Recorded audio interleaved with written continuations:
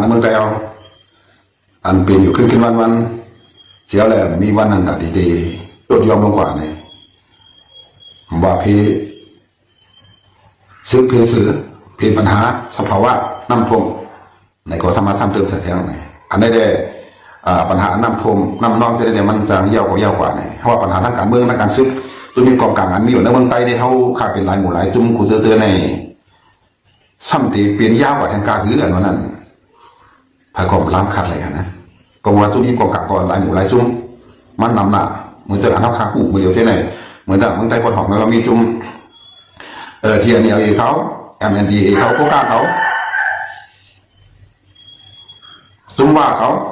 จุ่มคานเขาจุ่มเอียงกูซื้อกูไม่ว่าจุ่ม PDF เขาจุ่มปีรุจิตเขาปอดหอกปอดจานมีกูที่เป็น10จุ่มเอาขนาดอันมีอยู่ในเมืองไทยเขาในขึงหนูไล่ผ่าไล่มันในแค่ไหนกูตีเผามันในก็ปัญหาในมันลูกดีเสียในมากคนเมืองเลยเดือดขวัญไม่ใส่ชอบหมดเช่นใดลองกินลองขวัญลงกูซื้อกูไม่ว่าอันมาขินเด็กๆเต็มเลยปีน้องคนเมืองใต้ที่ซ้ำพ่ออยู่อะไรกินเลยอ่อนกันไปกว่ากูตั้งกูชอบกูเจ๋งกันเลยที่มันให้ซ่าน่ะมันแก้มน่ะมันเจ๊กเต็มน่ะในคออ่อนกันไก่อยู่เตียงกัดอันเย็นมันนั่นเองในคำพองบอกไปกว่าถืออยู่นวันนอกเมืองกอมีน้ำใน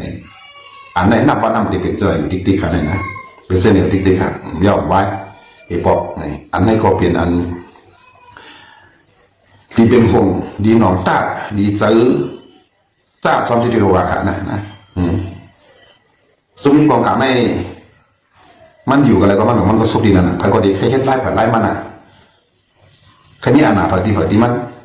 เพราะมีอาณาปฏิมันไหนก็ทำหลวกเก็บก้นหลวกเก็บขอนเห็นไหมแต่เป็นเครื่องมือเขาเองก็หาไฟหามันอันไหนเป็นปัญหาหลวงเมืองไทยทีเดียวอ่ะเนี่ยเป็นไล่เกี่ยไขมันเลยก็หัวดีที่สุดเนี่ยพี่น้องไต้หวันเนี่ยก็อยู่ว่าชอบเกี่ยชอบกลางอย่างนั้นไว้สารยิบกลางจุ่มไต้หวันเนี่ยก็อยู่กว่าพื้นที่เผยพื้นที่มันเองอันในปัญหาที่ไหนมันเลยเกิดขึ้นที่ค่ะเพิ่มเกี่ยเรือพะไรเพิ่มเกี่ยปัญหาในไรก็พวกมันจุ่มยิบกลางเนี่ยมันก็นำเหลือล้วนอารามีกับกูตีกูเดียนะมาจุ่มปีทุสิตเขามาจุ่มเจ้าคือเขามาจุ่มไต้มาจุ่มกูเซกุเมียมันหนักพี่น้องคนวันคนเมืองเขาดีๆกันเลยนะอันนี้ก็เป็นอันดินของใต้ที่เดียในวันทางน้ำมันได้ไหมเพราะว่าซุ่มเราอยู่กันอะไรยิบอุ้มเปิดกันอะไรในข้อดื่มดีเลยทุกข้าดีนะเนาะเหมือนจากเมืองนาเซียวนั่นเลยก็ไปยันเครื่องบินก็ที่กลับไปมาอยู่นะที่กลับไปวันนี้มือเข่ามือในก็เป็นไปยินหนู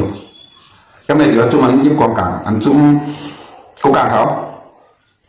อันเขาเลยอุปเป็นเตี้ยนตีซึ่งมาขับวันนั้นเนาะกับอุเบกับพวกสอมผิวเขาเองกับพวกสอมผิวมาเนี่ย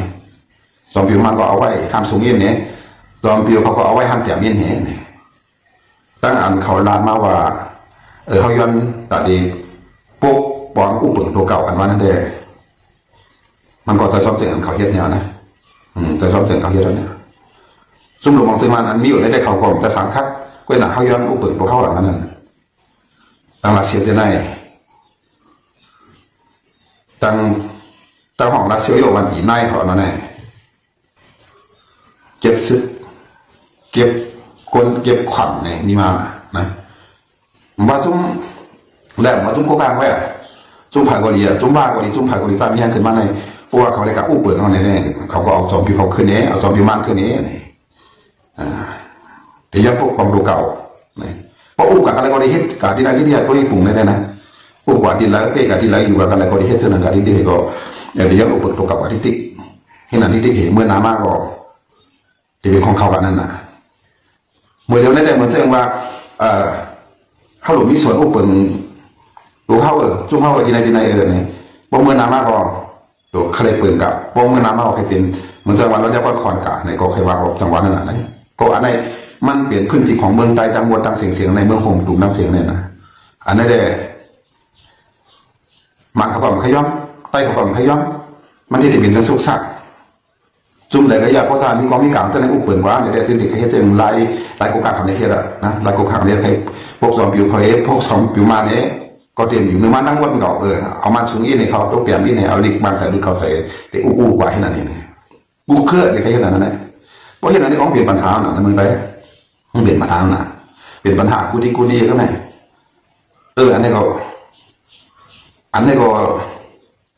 ไปเขาในก็ดูแลบอกกันบอกใส่ดูอะไรบอกกันหาทางออกโคมกันว่าเขาดีให้ถือเขาดีขึ้นเสื้อหรือว่าเขาอยู่กับพระเก่าปืนเก่าเฮอยู่เสื้อเขาอยู่ในเฮห้องเหตุการณ์เขาอันดับดีควักนาทีเขากับอันที่เขาถูกดีเลยกันอยู่ก็เขาว่าอะไรอยู่ดูดีอุปเปิงเพราะห้องโฮมกันในเฮ็ดในกับกูดีก็จากนี้ในประเดี๋ยวมาเตี้ยนที่เขากับประเดี๋ยวข้ามไปที่เขาก็ได้มีอรองเขาดีอะไรที่นั้นอิ่มไว้เมื่อนามาแดงที่เป็นมาสิ่งนั้นซึ่งก็ดีเขาในมันหลบโคมกันนั่นแหละเมื่อนั้นคนเมืองคนซึ่งในหลบโคมกันพร้อมกันอ่อนกันหารายกันลองดันลองจากก็ดีผ่ายกันเมืองก็ดีผ่ายกันซึ่งก็ได้หลบกันให้พื้นที่เขาอยู่เจอไหนเขาหลบห้างยันเจอไหนเขาหลบปกป้องเจอไหนขนาดที่เขาก็หลบเกียรติเคียงเพราะห้องโคมกันห้องพร้อมกันห้องเข้าใจส้นตุ่มกันในมันเกียรติเคียงไหนกำเนิดห้องอยู่พายุมันอยู่แบบรวมๆอยู่พายุมันยังไงจุ่มอันนี้บอกกันเนี่ยสวัสดีมีกันนั่งเขาจะใครปอกขึ้นมาอย่างไรเหมือนหลังพ่อจ้างจะได้ปอกขึ้นมาอย่างทันลู่อ่ะบอกขึ้นมาอย่างสังกิสิ่งอะไรเจอไหนเพราะว่าเผื่อเพราะว่าเลี้ยงไว้ไหนบอกมา PDF อย่างมีอย่างอย่างไรนั้นอันนี้เขาอยู่ในให้ถือเนี่ยมันเป็นปัญหาเมืองใดเด็ดเป็นปัญหาเมืองใดเด็ดเนี่ยก็เปิดดันลายไผ่ลายท่าเนี่ยดูเลยอุบกันก็ว่ามันเป็นการมันได้ทางเสียงมันเป็นการเข้าทางเสียงเนี่ยเตือนในออกมาแล้วการทางการเมืองการซื้อการอย่างกวนในก็เลยมาทัศน์สงการไปเอาเหตุการณ์เนี่ยมันหลุดมาการจี้เนี่ยของว่าเขาหลุดเฮ็ดจังไหนเขาหลุดเฮ็ดจังไหนอันนั้นเฮ็ดนั้นมันสั่งทัวอันนี้เขาหลุดเฮ็ดไหนให้สั่งทัวเขาหลุดเพราะมันจังไหนเขาหลุดมาหลักกันจังไหนกันพองเพราะผมแล้วจังไหนกำพองเขาผมมาซีมันเนี่ยกันที่กินในก็พื้นที่เด็กๆทำเพียงไรกันในก็จุ่มนั้นอยู่กันในก็จุ่มนั้นอยู่กันเลยครับมาเป็นปัญหาไม่ยอมเป็นกวนเนี่ยอันนั้นผ่านกันหรอกครับปีปลายเนี่ยเป็นมาไหนเป็นแห้งขึ้นนักขึ้นที่เรียกไหนจุ่มในจุ่มก่อนสิซึ่งมันก็ดีจุ่ม PDF ก็ดีจุ่มโครงการของลอยเขาได้คำย้ำกันง่ายๆเท่าไหร่ก่อนที่ขึ้นมังกันแห้งขึ้นกันมากว่าโคหมาใครเครื่องบินเนี่ยอยู่กว่าตั้งแต่ได้ก็การตั้งเลยก็เอาเครื่องบินกับปล่อยตีให้ในการขึ้นมาว่าปล่อยตีให้ในอันนี้มันเทียบใส่คนเมืองตื่นใส่คนเมืองบอกว่ากำอยู่ได้ทั้งใจกำมาได้ทั้งใจในวันนี้มาปล่อยอย่าไปให้สายอย่าไปให้เหตุการณ์อะไรเนี่ยมันเปลี่ยนเช่นนั้นก็เนี่ยมันหนาคนจะอุปการคนหนาคนเมืองในหนำมาเจ้าขึ้นแล้วในวันพักกันหนาเช่นนั้นนั่นเองมันก็เป็นปัญหาที่ตีนั่นเองอันนี้มันตัวตัวมันเนี่ยขนาดผมจะมาดูหนังมาเรียนนะเกี่ยวกับโรงการมากันเมื่อวันนี้มันหัวเด็กขึ้นซึ่งดูหางแห้งเฉยเนาะปฏิการเมื่อวันช่วงการเมื่อใครได้ว่าใช่ไหมก็มันเปลี่ยนในวันนั่งนาแค่นั้นนะนั่นไปไงกันถึงกันนั่นเลยนะอันเปลี่ยนมาเรียนเนี่ยอันสุกสูมาเรียนเนี่ยอันเดียวเลยให้ถือเดี๋ยวเลยขึ้นซึ่งเพื่อนดีใต้บริอุปเปิดให้บริอุปเปิดให้อีกแห้งเขาก็ใหญ่ให้เขาก็กวาดอะไรน้ำก็ได้เพราะห้องอุปเปิดอะไรเพราะจุ่มนี้กองการต่างจุ่มต่างเสื้อในเขาอยู่ก็เลยเขาก็เก็บนะคนเนี่ยคนใต้เขาได้เป็นตะปีเขาเป็นลูกน้องเขาเขาได้มาอย่างเดียวเก็บผ่อนก็เก็บเลยคนเมืองได้คนก็คนเมืองได้อาเฮ็ดเครื่องมือเขาใจเขาทำขึ้นออกมากันขึ้นเห็นอันนั้นเป็นปัญหาที่เดียวว่าเนี่ยเดี๋ยวให้ปล่อยเส้นอันตรายให้เพื่อนมาเกะไขบันเท่าไหร่ได้พวกเขาอยู่เส้นไหนที่เขาบอกมันเกะไขอะไรหรอกเป็นหนุ่มมาเกะไขบันเท่าไหร่อันนั้นเหตุการณ์อยู่ในก่อสร้างเป็นจุ้มซื้อเขาเนี่ยเขาหลุดเลยพัฒนาเขาหลุดเลยให้มันขึ้นเยอะหรือเนี่ยนะให้มันขึ้นดับเส้นหนังจุ้มเขาแบบอะไรให้มันขึ้นเหมือนหนังจุ้มมันเป็นตีมากกับเรื่องเท่าที่ไหนเป็นเหตุใจเตะขึ้นเยอะเตะเป็นเจ้าพร้อมกันเตะการเป็นเขาเปลี่ยนเตะเนี่ยภายคำนวันน้องมันเป็นก็มาเอาแต่ใส่มาถามสุดที่จะได้ขึ้นซื้ออยู่เนี่ยก็บอกว่าอันไล่เฮ็ดในมันใส่ไล่รับก็จะไอ้เป็นคนมาถามเขาก็ได้รับแต่ว่าเขาใครเปลี่ยนสังปัญหามันอยู่เป็นซื้อมีซื้อเขาใครเปลี่ยนสังกวนคุณเมืองใครเปลี่ยนซื้อกันเนี่ยเป็นคนละมันก็เป็นอันเต้มันไงอันเท่านี้มันจวนที่นี่เก่าๆไว้ห้องเฮ็ดเลยว่าห้องเฮ็ดเขาเฮ็ดก็เขาเฮ็ดอินไว้เขามีเอกคนเขามีเอกเพราะคนมีเอกเนี่ยก็การทำกับมันละเอียดขนาดพื้นที่เขาในกว้างๆเนี่ยเดี๋ยวว่าคนที่กล่าวเขาในมีอินไว้เฮ็ดมีอองตีหลายตีอินหนึ่งไว้เดี๋ยวขึ้นนั้นมันเดี๋ยวในมันหลุมมีกว่ากูตีเดียนใต้อยู่ในใต้กว่าลงส้มตุงกว่าดีลงการเมืองกว่าดีลงการซึ่งกว่าดีสลาเขาก็หลบกัดหลบแขนเปิ้ลมัด สัมภาษณ์ทำไมอินเตอร์วิวเกี่ยวกับรองสังรองใต้รองการเมืองรองต่อสู้เลยเป็นเสื้อนี่ก็ให้เขาอะไรใครสร้างให้โพสต์สื่อสารไว้เหมือนเสื้อนั้นเหมือนสั่งเพื่อนเช่นนั้นก็เหมือนนั่งเพื่อนทราบคืออันอยู่ในเมืองของกลุ่มเขาเช่นนั้นก็เขาเอาคัดแต่ให้มาเป็นเช่นนั้นก็ว่าเขาเป็นเช่นนั้นเพื่อนเขาถึงเขาเพื่อนได้ให้เราเพื่อนข้อมูลการให้เราการจากการอะไรกันเป็นนั่นเลยมันคือดราม่าอุปถัมภ์นั่นแล้วเพื่อนบอกมาแล้วก็เพื่อนพ่อมาเนี่ยก็เนี่ยลุงฟ้าเป็นของมูซักเขานั่นน่ะเป็นของผู้เอาไว้การทางนี้น่ะเพื่อนเขาไปเที่ยวซื้อน้ำยาเพี้ยนไปเนี่ยน่ะอันไหนเปิ้นดีป้วนเท่ากับจะได้เนี่ยตาคืออ่อนยิดเขาได้ดีป้วนเท่ากับดีป้วนเท่ากับอันจะทราบขึ้นนี่ก็อย่ามาอยู่พื้นเดียวเมื่อนั้นที่เป็นนั้นเป็นในอันเขายำบ้ากันนั้นมันก็ง่ายหรอกเพราะคนเพี้ยนแทงเปลี่ยนมันก็เปลี่ยนหรอกมันติดเป็นซี่มากมันก็อยู่ที่คนมันอยู่ที่เขาขากุนานคนเมืองฟังกันที่เฮ็ดนั่นน่ะตอนนี้เป็นมั้ยปนหลุดใจใครปนหลุดใจเฮาปนหลุดใจอุปภาพปนปัญหาที่เฮาไหนก็พอเห็นมันล็อกมันไล่มันตั้งมันเนี่ยก็มันเปิดกล่องตั้งมามันก็สั่งเปิดกล่องสั่งคำแถมเขาพอเห็นเตี้ยซื้อเตี้ยใจเตี้ยเนี่ยเป็นภาษาคำแถมเขาเป็นภาษาซอยเขาเปิดก็สั่งปัญหาแก่บางอย่างเขาเนี่ยเขาเปิดถ่ายข่าวสารเท่าไหร่กูซื้อกูไม่เอาเนี่ยถ้าหลุดเลยขึ้นแบบคนนี้ถือเขาถือเขาหลุดมีถ่ายปืนเผาเขาซื้อคนหลวงเขาหาให้หลุดซื้อถ่ายในเทียบซื้อถือไหนอันเขาหลุดให้ในหลุมฟ้าเป็นผู้หลุดให้เป็นผู้อันรับมันก็เขาหลุดไว้มีของเขาอันรับมันก็เขาหลุดมีของอันเราซ่อนหลุมคนมันหลุดมีของเขาหลุดมีกูไม่ให้ที่ถึงสูงเพราะว่าเขาดีอาเดียเหมือนจังว่าอันเปิดเมืองอันนึงอะไรในแต่เขาหลุดมีเหมือนจังผ่ายการเมืองเนี่ยผ่ายการซึกเนี่ยผ่ายการไฟมักมีเนี่ยผ่ายตรงวงกลเนี่ยผ่ายข่าวเนี่ยผ่ายข่าวกว้างเนี่ยนี่ไงผ่ายข่าวสมรรถเป็นอย่างนั้นผ่ายข่าวกว้างผ่ายข่าวเท่ากับสืบเอาข่าวเดียนเท่าจำมั้งเปิดมาเห็นเท่านั้นเปิดเห็นอยู่การเป็นที่อยู่ในผ่ายกว้างนั้นผ่ายข่าวชัดผ่ายกว้างเท่านั้นก็รู้มีแค่อันนี้มือเดียวเนี่ยที่พูดมาที่ไหนเขามีมือเหี่ยมคนไหนเบียร์ข่าวกว้างหนักข่าวหลายๆก็ข่าวหลายๆนี่ไปเขาทำผู้ขึ้นเนี่ยเขาทำเมียเนี่ยอันนี้เขาหลุมมีข่าวเขาหลุมผู้เขาเฮียงบอกไว้นั่งว่าพอเขาคู่ไอ้เฮ็ดคู่เปิ้นผู้เขาอันวันอันเขียวพันนั่นคู่เปิ้นผู้เขาในเขาคู่เปิ้นเฮียงมันกายเปิ้นเฮียสั่งอยู่เขาไม่กายเฮียงเขาไม่กายเขาเฮียงอยู่เขาไม่กายเฮ็ดจะมีการต่อสู้เสือในพวกคู่เขาเนี่ยเขากับตึกปากปกติปากปกของวันนั้นน่ะพอเฮียงเขากายก็เขาหมูอย่างเขาไม่กายหมูมาพอหลุดขึ้นมาก็มังละอะไรเขาหมูลายเขาไปทางเขาในเขาจัดซุ้มห้ามหมูย่างเปิ้นมาเปิ้นมีแก่เปิ้นมีทางละลายเปิ้นกัดเขียนซึ่งเปิ้นขึ้นซึ่งอันนี้ห้ามหมูลายเปิ้นนี่กับพันลายเขาห้ามหมูดิติอย่างนี้เขาห้ามหมูดิติอันกัดเขียนห้ามหมูดิติอันเปิ้นห้ามหมูดิติในมังเนี่ยเขาจังซูมดิเนี่ยอย่างนั้นก็เปิ้นนั้นผู้ดักเปิ้นเนี่ยผู้ดักเฮาเองก็ดันนังเขามังผมดันนังเขามังไงอันนี้เขาดีเลยกูชอบกูเถียงกูรักกูเลี้ยงลองการซื้อเข้าในการเมืองเข้าในนั้นลูกมันดูป้ากันก่อนเส้นในนั้นน่ะอันนี้เขาดูตั้งเหตุการณ์เนี่ยตั้งเหตุตั้งลาเหตุเนี่ยมันดูการเป็นกับซ้อมๆกันมือกันนั่นเดียวอะว่าเขาดูเก็บคนอะไรหลบเก็บซื้ออะไรหลบมีน้ำอะไรหลบมีกันได้เนี่ยพอมีกันได้ของเหตุอะไรกันเนี่ยมันใส่กับวางเดียวเนี่ยเหตุก็เหตุเก็บก็เก็บลาดก็ลาดส้นตุ่มก็ส้นตุ่มอันแล้วเขาดีเหตุการณ์เนี่ยมันดีกับตึกคนนึงมือแต่ฟังสร้างไปเดี๋ยวจะไล่เตี้ยเตียงกันให้เขาเหมือนจังว่า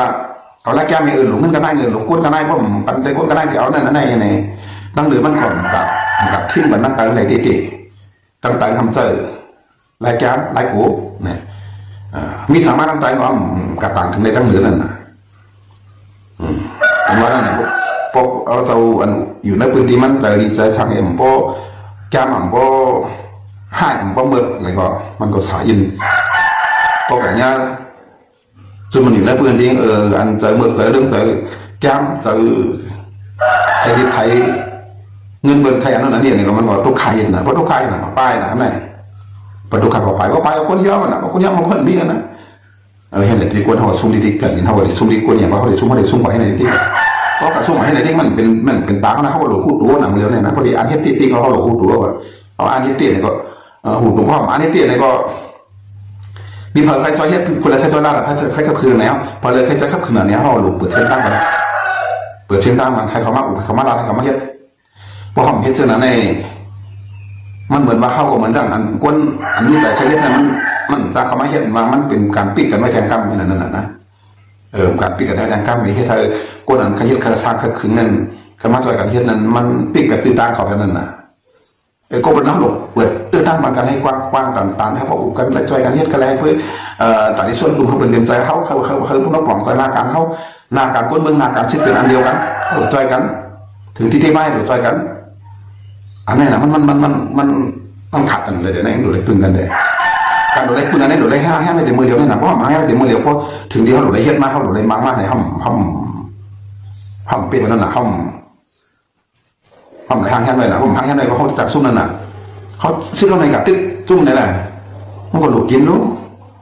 มันก็หลุดหินรู้มันหลุดก้นจอยแบบจอยหามรู้ไหนที่ไหนมันหลุดป้ามันแต่เพราะที่ไหนมันขัดก้นเมืองมันได้เลยที่ไหนพอถึงกี่ยามแล้วนะห้องเด็กสร้างเราจะได้แก้ไม่สร้างเราติ๊กมันได้เลยเพราะผมก็ในมือในเพราะปากติ๊กเป็นเช่นนั้นสุดหลุดห้างแค่เขาจะไหนหลุดห้างแค่ก้นจะหลุดห้างแค่โต๊ะสูงจะไหนถึงจะไหนเนี่ยว่าเขาเลยเข้าใจกันในห้างแค่ไปเต็มไกลๆพอถึงมันสุกมาในเขาหลุดแค่ไหนหลุดพ่อไม่แค่ไหนก้นมันก็หลุดยิบกวางเลยฉะนั้นมันหลุดห้างแค่ไม่ขนาดนั้นหลุดครึ่งนั่นน่ะหลุดครึ่งนั่นน่ะเพราะห้องแค่นั้นเขาจะปักเก่าเปิงเก่าแบบสมถะสั่งเขาอยากเย็นบ้านไหนไปก็เป็นวันล่างเขาเหมือนสั่งเปลี่ยนเป็นล่างมาที่เนี่ยพอเป็นล่างมาเป็นทำมีแผนดูเป็นทำมีสาระดูวันอะไรคือนักการเป็นนั่นก็ในพอถึงที่นั้นมาในห้องมันปีเป็นไรอ่ะมันงาเป็นไรอ่ะเขาก็หลวงไม่ไล่ดีดอกในอยู่แว่เนี่ยเขาก็เลยมาเส้นนั้นแค่เลยก็เป็นเส้นนั้นตีกันเลยก็บอกเขาในส่วนตุ่มอย่างกันไว้กูซื้อกูเมียวนั่นน่ะเมื่อในจุ่มหวานจุ่มเย็นจุ่มเจ้าคือในจุ่มแต่เจ้าคือเจ้าอยู่เส้นนั้นยิ่งกว่ายิ่งกว่านั้นเมื่อนั้นมันสร้างยินเข้าอีกแล้วนะเขาจะว่าเป็นกระป๋องเมืองใต้เขาเป็นก้นใต้เป็นแผ่นดินใต้เนี่ยเขามีกันนั่นกันได้เนี่ยเขาผมมาโจมจังหวะเขาเป็นเมืองใต้เป็นก้นใต้นำเดือดเปื่อยไหนที่ในแค่ยิ่งกว่าที่เขาเมื่อไหร่ก็เขาผมอยู่เส้นนั้นแต่มีจริงมันก็อยู่ใต้กว่าไหนนั่นน่ะเขาหลุดขี้เขาหลุดพวกมันจริงเขาหลุดส้นตุ่มจริงเขาบอกนี่แต่มาเป็นหนังผีดีแอบเขาส้นตุ่มกันเนี่ยปีเดียวเราส้นตุ่มกันเลยมันส้นตุ่มจืดคนรักคนนี้เกี่ยวเขาจริงๆในคนนู้นเป็นหมื่นเป็นเสียในเขาได้ปี2 ปีนั่นนะมันเทียบมากเลยเป็นอะไรขนาดนั้นก็บอกว่าเพื่อนทันคนนั้นเขาไปคิดนั่นก็มีตั้งผู้เหตุปองใส่กับเฮ็ดน่ะก็ตัดเด็ดลมตัดเด็ดลึกแบบจุ่มในเนี่ยเขาผู้เขาปองใส่เขาทำได้เก็บแบบนั้นเพราะเขามีเป้าหมายอันนี้เขาหลุดใครในเขามาโคมันเฮ็ดอะไรในก็บอกอันนี้พิจารณามันดีจังไงเนี่ยเขาหลุดมัดออกซูมันอะไรเขาหลุดมาที่ไหนในพ่อที่ไหนอะไรเนี่ยพอมาพอเขาชนกลุ่มกันของเช่นไรใจกันเช่นนั้นเขาหลุดเปลี่ยนเช่นนั้นนะเขาหลุดเปลี่ยนเช่นนั้นน่ะว่าอยู่เอาทิ้งซื่อกับวันหนังชุดแรกเนี่ยก็เขาทิ้งซื่อกับให้ได้มาเป็นชุดแรกนะเพราะว่าให้หลังจากให้นั่นเตี้ยอยู่ตรงพักกับเพิ่งเก่าห้องในมันไรได้เป็นในก้วนเท่ากับมดเป็นในเหยียบกินหัวเท่ากับมดมือแล้วเนี่ยการกับ10 กับ 3เท่าตีในมันดึงไก่กันหนามันห่างกันหนาละที่เองคนจริงในหลวงของไซหลวงนี่ข่าวสารของไซกันเมื่อพาอยู่ก็เลยอยู่ปะทองปะจันอยู่เมืองปั่นอยู่ล่างคืออยู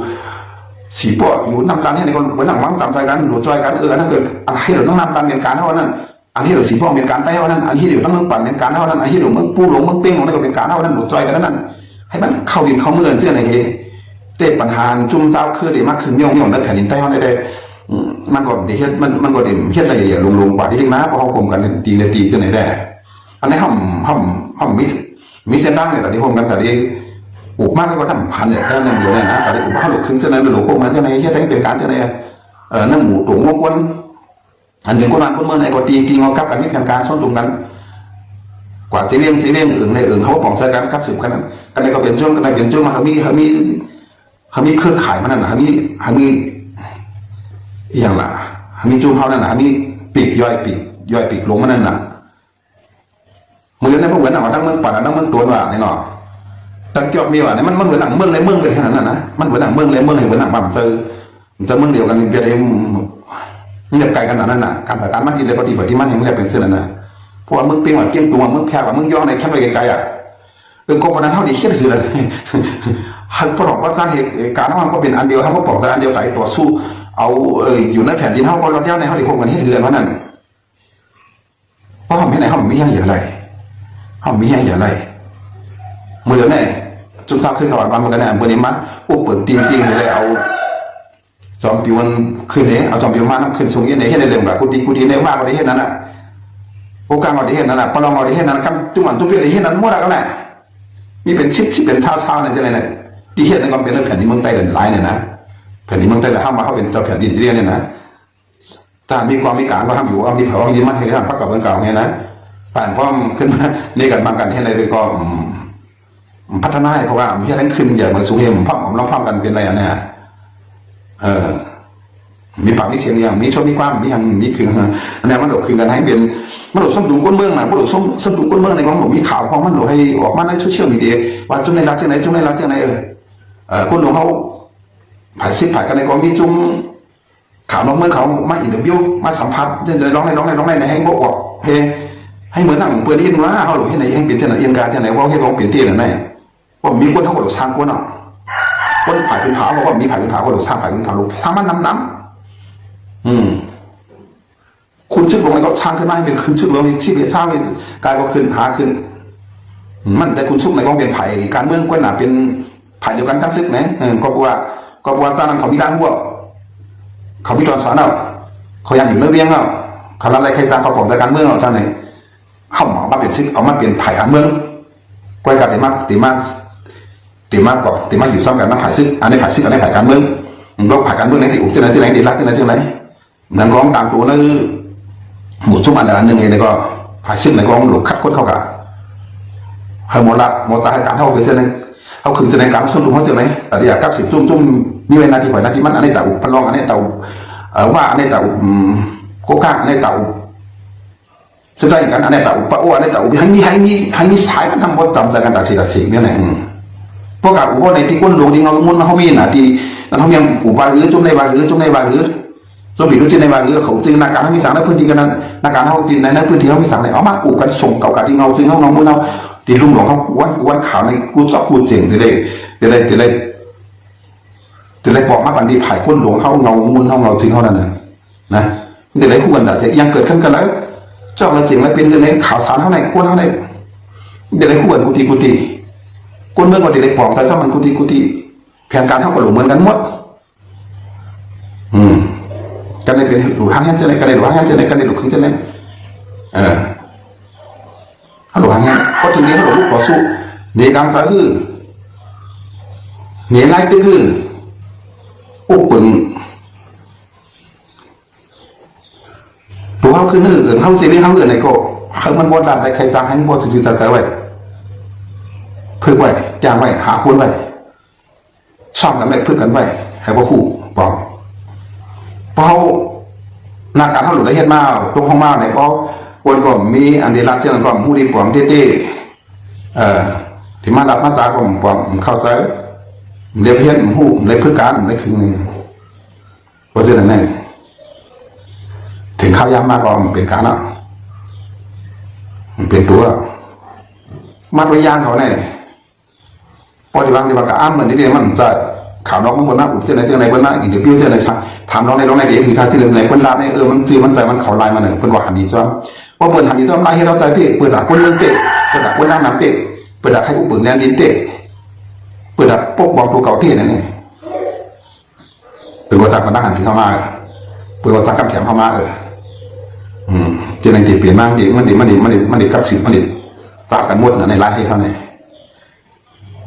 เดี๋ยวพอทำหาแค่ที่ทำคืนที่ทำมาที่ไหนมันก็มันทำเป็นที่นั่นนะเขาอยู่กับไอ้จุ่มยาจุ่มไหนก็จุ่มที่มันดีเด็กเก่าที่มันยังย่างเด็กเก่าไหนก็เอากำวาลาเนี่ยเอาเปลี่ยนวาลาในพระดิวาเส้นนั้นเองมันเปลี่ยนอะไรแบบไม่ได้มันหลุดก้นมันหลุดไรเข็ดมันหลุดไรช้างไรพึ่งไว้หาไว้ก้น